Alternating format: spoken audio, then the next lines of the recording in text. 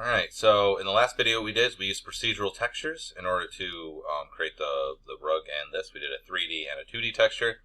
Now what I'm doing is I'm just going to show you how to make a seamless texture. Now, you should be able to, as a CSL student, you should have been able to download Photoshop. That's what I'm going to use in order to do this. But if you don't have it, then see if you can use something else. And if you can't do that, then just, I guess, don't do it. All right, but I would prefer, obviously, if you did this as well, because it's definitely a useful skill, and you're going to need it in the future lots. Okay, so the last thing I want to do here, basically, is this. I'm going to, I don't need this anymore. I'm going to turn on my skybox layer, and I'm going to make it not reference, and I'm going to make, I just want to make a grass texture, okay? That's what we're looking for. So I'm going to make a new material, go to Maya, and we're just going to go ahead and do blend. And I'll just call it grass underscore MAT. And it's not going to be reflective at all.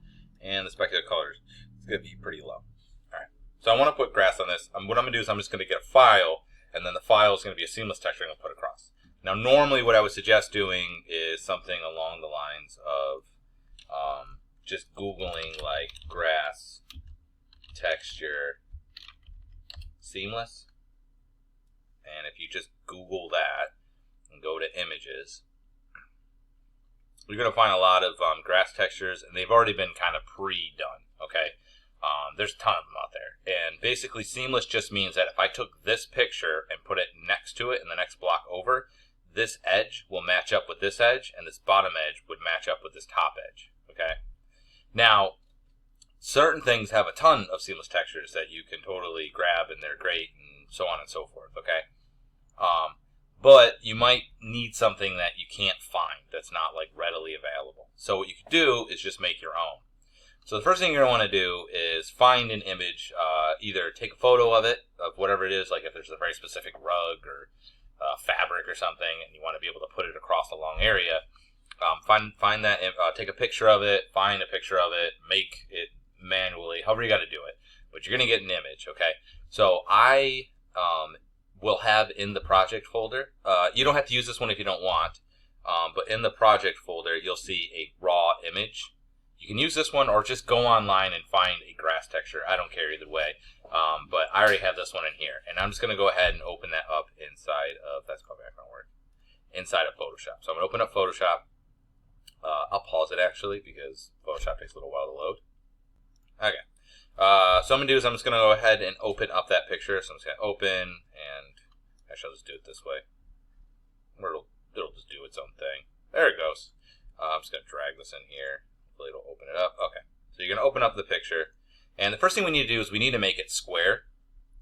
So to do that, I'm just going to go ahead and go to the crop tool. And I'm just going to do 10. I have it on. Let's see, do they have 1024 by 1024 92? Let's make this 72, and we want to make this also 1024.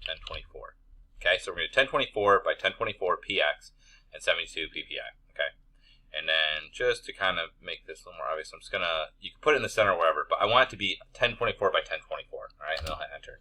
It doesn't actually matter if it's 256 by 256, 512 by 512, 1024 by 1024, 2048 by 2048, or 4096 by 4096, or 8128. I don't know, but it doesn't really matter because basically,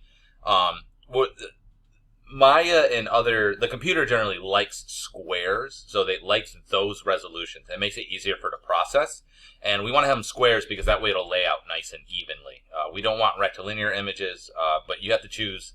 It doesn't even have to be that. It could even be rectilinear, but you really don't want to do that. You're better off making it one of those. Okay, so I'm going to crop it, make it that size. So now this is 1024 by 1024. I'm going to control minus.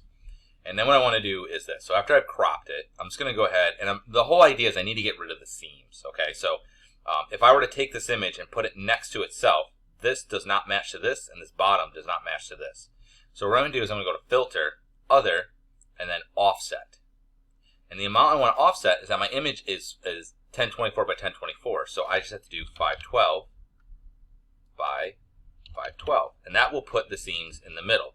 So you can actually see, so what we kind of did, hopefully you can kind of see it if I do it slowly. We're basically, if I go all the way to 0, and then drag it this way, you can see what we're doing is we're basically, what the picture that was over here gets put on this side, and then it gets dragged kind of over, okay? And that's basically what we're trying to do. So it doesn't actually have to be perfectly halfway, but it just makes it a little bit easier if you do. But we're just trying to take where was the edge and put it in the middle. So we're basically kind of like sliding it through. And now the outside edges are basically the inside. And from there, I'm going to hit OK. From there, I can now heal it, okay? Now, depending on the type of image you have, different healing tools will work better. So sometimes the spot healing is good enough, like you can kind of just go whoop, and you'd be fine, right? So it'll go through, and if there's a really obvious seam, it'll get rid of it. And I could do the same thing here. Okay? And the seam will be gone. So there's no like harsh seam, but you can see there's clearly like it's very patchy. Like some of it's fine, like this isn't too bad, but this is a pretty harsh contrast. So sometimes you'll get away with just that, and sometimes you might want to use the healing brush tool. I'm not going to get into all the different tools. I'm just going to go ahead and use the patch tool. I'm going to use the source, not destination. And I'm basically just going to grab chunks that are not as working as well together, and I'm going to take this, and then we'll just maybe put it down here. And then I'm going to grab this chunk here, and maybe pull this one up over here.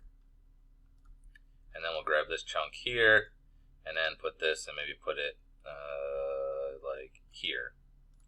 Okay? What I'm trying to do basically is just take pieces, and I'm just trying to vary it up so that it doesn't look as obvious. So now if you look, you can see the seam isn't really, see how harsh that is? I don't like that. That's not really quite doing it for me. See, that'll look better than what I did. Let me take this and trying to let's do like that. That's a little better. We're just trying to make it so that there's not an obvious line. Okay? So now it is seamless. So then what we do is we just do File, Save As. Hopefully it's going to go right to the file where it was, and it did. And we'll just call this, I'm going to call it something else. We'll just call it Seamless Grass. Okay? Doop-a-doop. Hit OK. And I just save it as a PNG or a JPEG or something like that. Don't save it as a PSD, a Photoshop document, just because it'll be very slow. Okay. So now what I'm going to do is I have that grass texture right here. I'm just going to go ahead and click on this. Go to File. Click on the folder here. And I should have that seamless grass. I'm going to hit Open.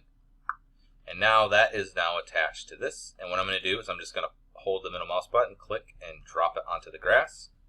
And wiggle my camera. Okay, that didn't, there we go, let's try that, okay. Really, it did it to the sky. That was not what I wanted. Let's undo that. I didn't notice I was on top of the sky. See, that's the problem. Okay, let's make sure we're in the grass here. Middle mouse button. There it goes, okay. Now, if you look, you can see the texture is not perfect, so what I'm going to do is I'm going to grab this bottom part, and I'm just going to hit spacebar, so that I'm in the top view. You see it says top right here, and I'll hit F to frame so you can see the whole thing. And I'm just going to do UV, and I'm just going to go ahead and do camera based, and that's just going to take a UV snapshot from my view, and that way it's nice and even. Okay. Instead, I'm not going to open up the UV editor and go through all that. That should work well enough. All right. Now, if we were to look at this texture, you're going to notice that it's not dense enough, right? So we're going to do the same trick we did last time, where I'm going to select the grass here. I'm going to go ahead and hit these to show the inputs and outputs of that material. And now it only shows that material. I'm going to go to the Place 2D Texture node, and I'm just going to repeat it more often. So let's do 100 by 100. Enter. And let's see, does that look right? We just got to get close and see. Probably could be a little less. Let's try 75. 75 by, come on, 75. A little better. Okay. Now, you can see there are no seams, right? It's seamless, but obviously you can see the pattern.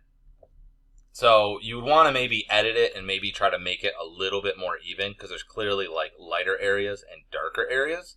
That's just going to happen if you repeat a texture. I mean, I don't care what the texture is. You're going to notice the pattern. And that's just the natural way of it. So with more adjustment and things like that, you can make it a little less. I'm going to do one other thing to this too. Is I'm going to go ahead. So remember this number 75 by 75. I'm going to add this as a bump as well, just so that it looks a little bit better. So I'm going to grab the actual material itself. And I'm going to go to where it says bump mapping. Hit the little thing here. And I'm going to choose file. And I'm just going to choose the same file again. So I hit the little, it didn't, there it goes. It says bump. And you can see it automatically plops in there. So there's the bump node, and here's the file right there. So I'm going to select the file, hit the folder, and I'm going to grab the same seamless grass. Good. Now, you can see it's really big. And the reason why is that this one, remember we switched it here to repeat 75 times? This is still on 1. So we got to change the UV repeating on this material also to 75. It has to be the same exact number, otherwise it'll look weird. Okay, come on. Oh, there it goes. All right. Good.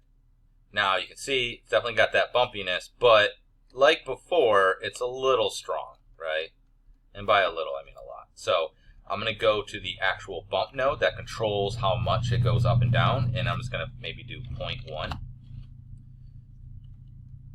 And if you notice that it's backwards, you can even actually do, like, I could do minus 0.1, and that will invert it, so it'll make the whites recede and the blacks ascend, but it's not backwards. So let's just do 0.1, and that will just add a little bit of bumpiness to it. It's not perfect, but at least it's a little bit better. Okay, so that's how you would create like a repeating texture if you're going to use it. So it's really useful for things where, because if I used one I could make one really large grass texture, but it would have to be freaking huge, right? It would have to be really huge. And so that's really not a possibility. If it was a video game, it would kill the video game. They have lots of tricks that they use in order to kind of do repeating textures. So it would really kill the video game and stuff, and it wouldn't be helpful. But this is good for, like, you know, if you want to just put generally like a texture on walls, or, you know, like as they have brick walls and you have like, you know, just wood floors and things. You could get kind of a repeating pattern that looks okay, and then just add things on top of it to break it up, basically. Okay.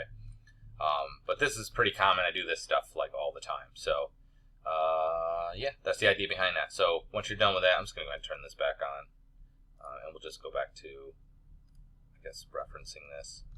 So you're not even really going to see it, but I just wanted to show you how to do that, because if you do want to do that on your own scene, that's how you would do it. All right. So yeah. So then just save this, and then you're going to want to zip that folder. So there is this folder here, right? The cone project. So when you're done, you're just going to right click, zip it. Inside of that has the scene, right? And it also has also has the source images. Okay, so I will put both this image, this Windows image, and this image. I'm going to delete these other ones so you don't have them, but I'm going to put those in there. So for the tutorial, you can just follow those. All right. Good luck.